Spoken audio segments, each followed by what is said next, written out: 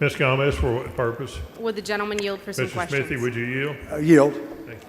Thank you, Chairman Smithee. I appreciate the discussion we're having today because we're about to presumably ask the body to do something of great constitutional magnitude that affects not only the Texas Constitution, but has implications on the United States Constitution as well.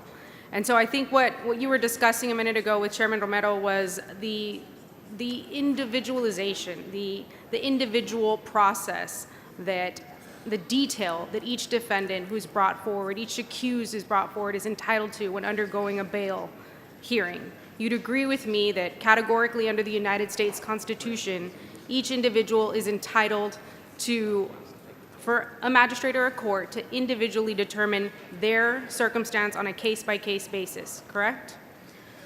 Not necessarily. I think someone who's here illegally is entitled to. So prior to what you're trying to do here today, you'd agree with me that under the United States Constitution, each individual is entitled to an individualized case-by-case analysis of their accusation in regards to bail, prior to what you're trying to do here today?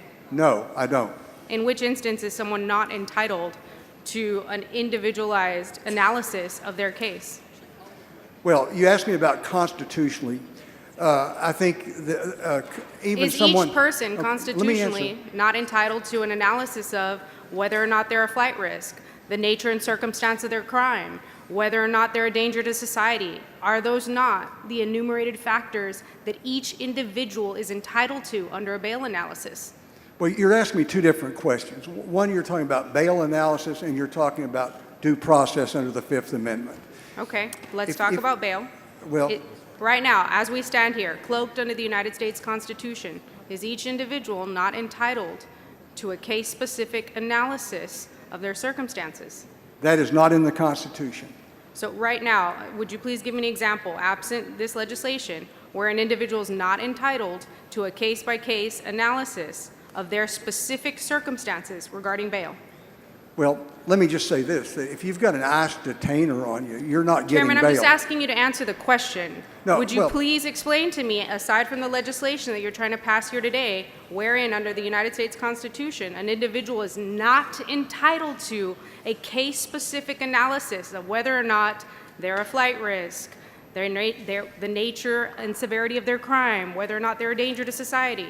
Isn't it true that each person is entitled to that analysis, as we stand here today? Well, let me finish answering your question, okay? That's only fair.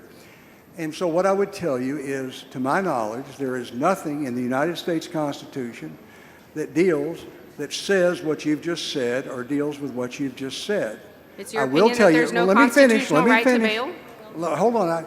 Let's don't talk over each other. Let me finish. I know, I'm getting Now- just as frustrated. I agree. Okay. So you have the Fifth Amendment.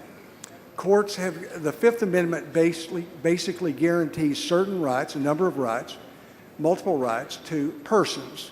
Courts have determined the use of persons to indicate that it would apply to all persons, not just citizens. Other Right. provisions apply to citizens. What is due process and what constitutes due process under the Fifth Amendment is generally left to the courts, both federal courts and state courts.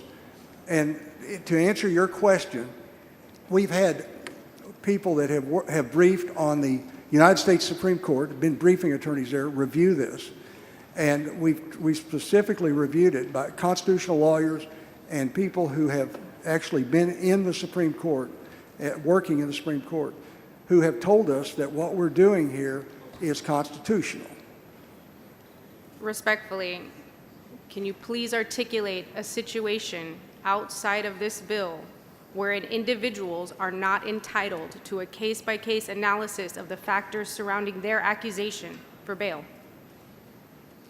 Well, There is I none. gave you one. An ICE detention. I mean, you're in custody. Right, which You're would in absolutely detention. make what you're trying to do here moot, obsolete, repetitious, redundant, excessive, unnecessary, because you've already articulated on a multitude of occasions that the federal government is already doing that, correct? Well, if they do, it doesn't affect it. But as I told you, there are some that get through the system anyway, and they're released out into the public, and those end up being the most dangerous people that we have out there, and they have caused and they will cause real harm. And all I'm trying to do is protect these citizens. I mean, this is not a first-year law school discussion. We're talking about the real world here. We're talking about little boys and little girls who have been brutally savaged and raped and murdered. And we can't keep doing that. We know that what we're doing now is not working. The human tragedy that has occurred because we've had this law school debate about rights. What about the rights of these victims? What about Jocelyn Nungaran? Respectfully, Chairman, what were her staying rights? on the bill. Staying on the bill. I'm on the Thank bill. you. Let's stick the conversation to the bill and do not talk over each other, please, so the members can hear the debate. Thank you, Mr. Speaker. Chairman Smithee, I believe earlier what you were articulating in regards to the Supreme Court has analyzed that all persons are entitled to constitutional benefits. Is that correct? You were referring to equal protection, not exactly due process. You're not. The gentleman's time has expired. Mr. Speaker, Yes, Ms. Gamez. I'd move for an extension. There is objection. This is a majority vote. Vote aye, vote no, members. Aye for the extension, no against the extension. Record vote has been requested. A record vote is granted. The clerk will ring the bell. Show Ms. Gamez voting aye. Mr. Smithee voting aye. Again. Show Mr. Tenderholt voting aye. Have all members voted? Being 118 ayes, 21 nays, the time is extended. Thank you, Mr. Go ahead, Speaker. Ms. Gamez. Chairman Smithee, who, in crafting your definition of illegal aliens in the bill, what experts or agencies did you consult in crafting said definition? Well, I know we, and through the Speaker's office, we went through, we talked to some immigration lawyers who are involved in this, and we weren't really happy with the Senate definition, so I think we refined that some.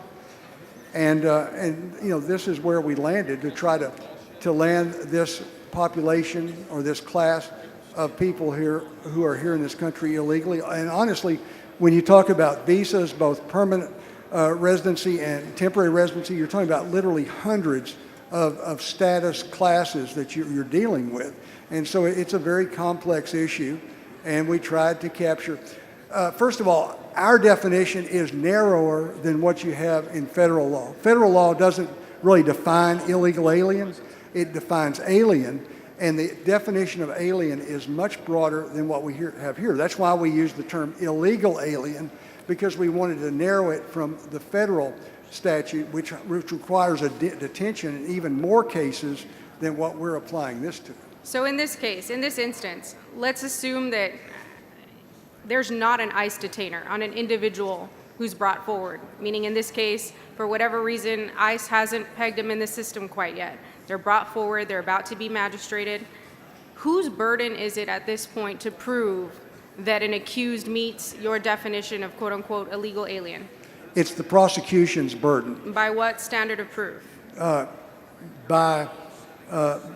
I think by probably preponderance, more likely than not. Although if you can prove... You'd agree with me that your bill does not articulate that. What standard of proof? We do not articulate a standard, but let me just say, this really isn't rocket science. What they're going to have to do, they have the burden to prove it. And they're going to have to put on evidence.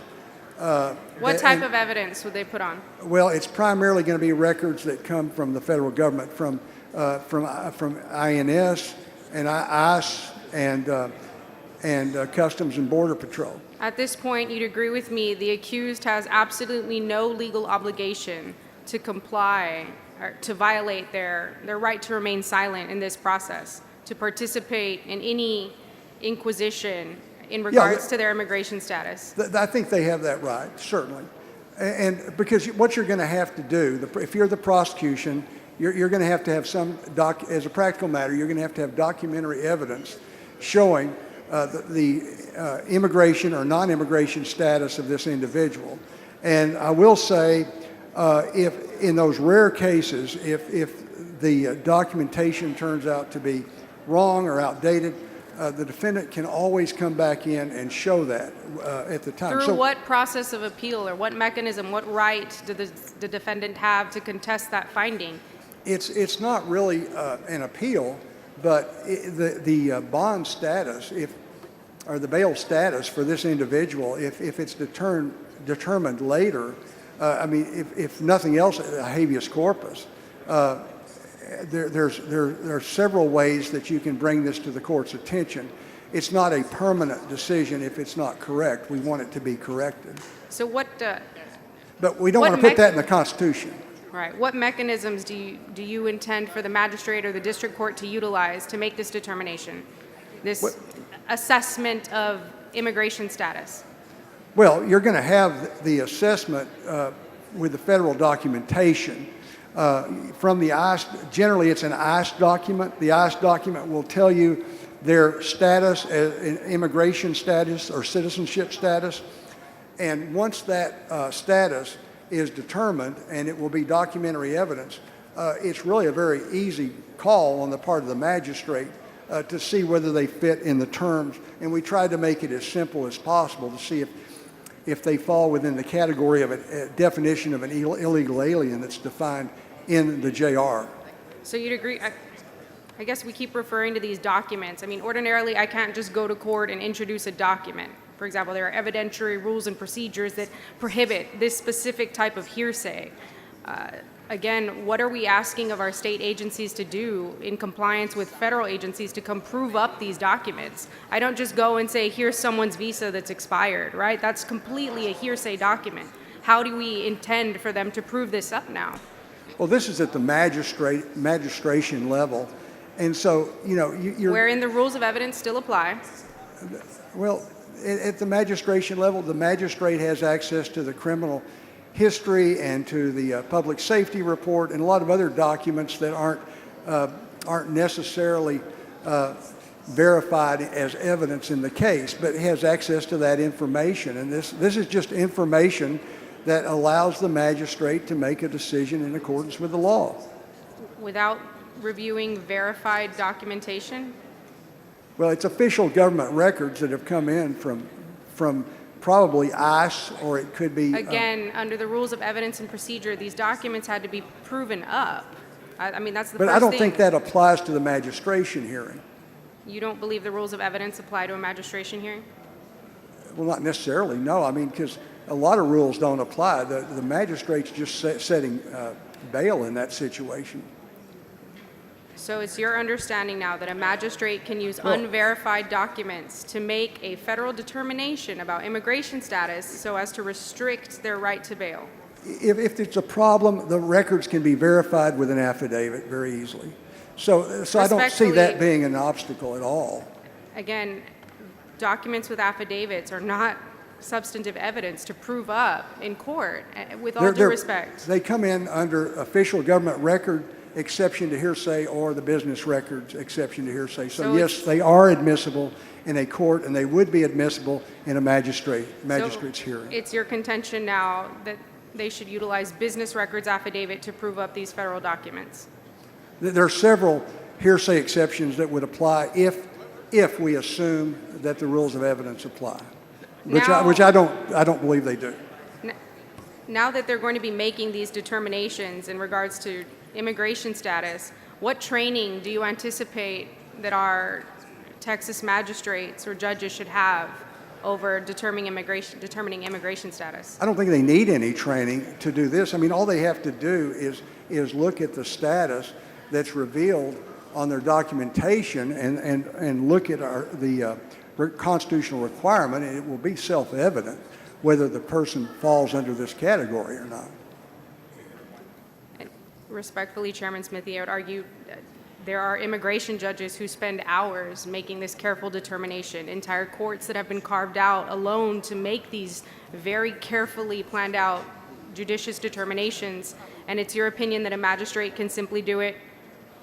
I believe you said it's obvious.